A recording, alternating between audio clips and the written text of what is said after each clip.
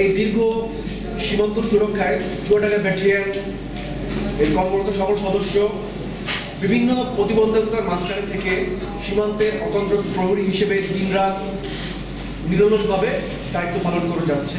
তো আজকে আমাদের এই মত বিনিময় সভা, এটার উদ্দেশ্য হলো সীমান্ত এলাকায় বসবাসকারী জনসাধারণের জীবনযাত্রার মান উন্নয়ন, অবৈধ কর্মকাণ্ড ও সীমান্ত অতিক্রম, অবৈধভাবে সীমান্ত অতিক্রম রোধ এবং আন্তঃসীমানা অপরাধগুলো হয় এগুলো দমন এবং আঞ্চলিক উন্নয়নে অবদান রাখার বিষয়ে আমরা আজকে সবাই একসাথে এখানে মিলিত হয়েছি।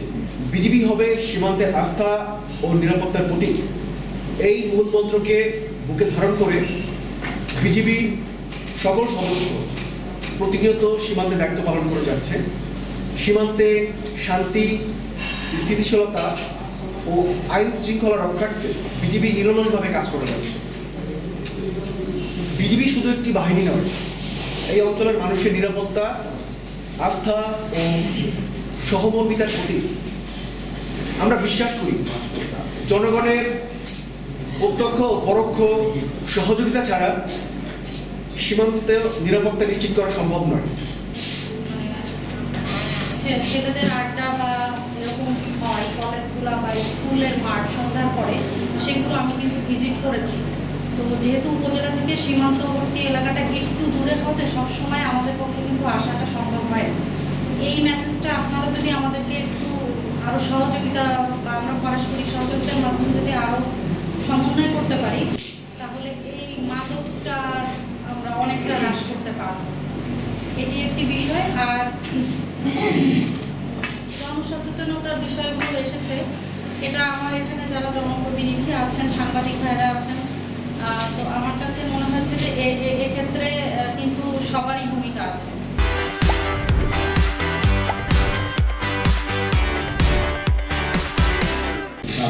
বসে আমরা এই আলোচনার সুযোগ এসেছে। আমরা এখান থেকে সবাই থেকেই ভালো একটা সিদ্ধান্তে উপনীত হতে পারবো।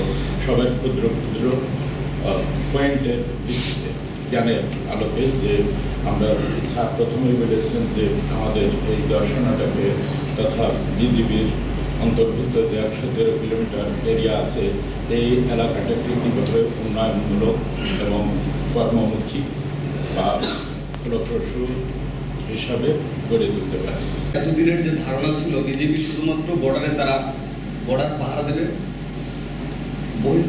বহিরাষ্ট্র থেকে যাতে কেউ বিনা কারণে প্রবেশ না করতে পারে, একটা দেশের ক্ষতি না করতে পারে, সেই কারণে তারা বর্ডারে থাকবে।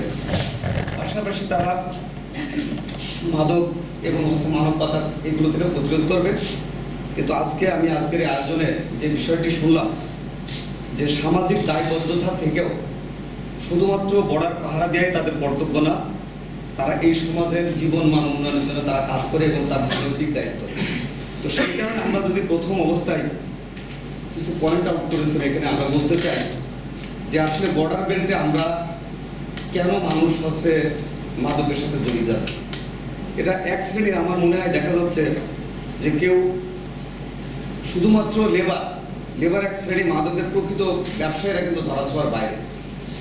যারা ধরা পড়ছে আমার দৃষ্টিতে দেখা যায় যে এরা প্রকৃত মাদক ব্যবসায়ীদের জোন হিসাবে কাজ করছে কিনা।